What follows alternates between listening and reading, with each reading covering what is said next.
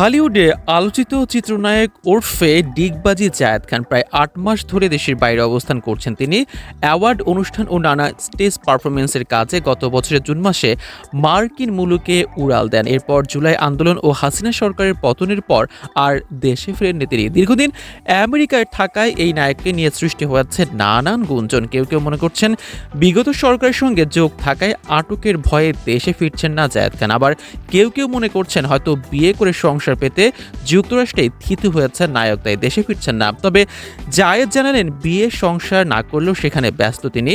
বর্তমানে আমেরিকার একটি টেলিকম কোম্পানিতে কাজ শুরু করতে চলেছেন এই ঢাকাই নায়ক। তবে বাংলাদেশ থেকে কোনো সহশিল্পী বেড়াতে গেলে তাদেরকে নিয়ে ঘুরে বেড়াতেও বের হন জায়েদ খান।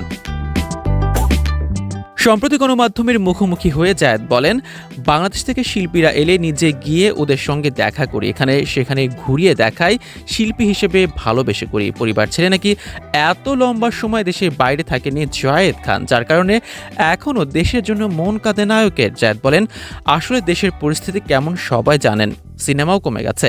তবে দেশে ফিরতে না পারার আক্ষেপ জানিয়ে জায়েদ বলেন, দেশে আসলে বাবা মায়ের কবর জিয়ারত করতে না পারার কষ্ট সবচেয়ে বেশি পীড়া দেয়। এছাড়া আর কোনো পিছুটান কাজ করে না।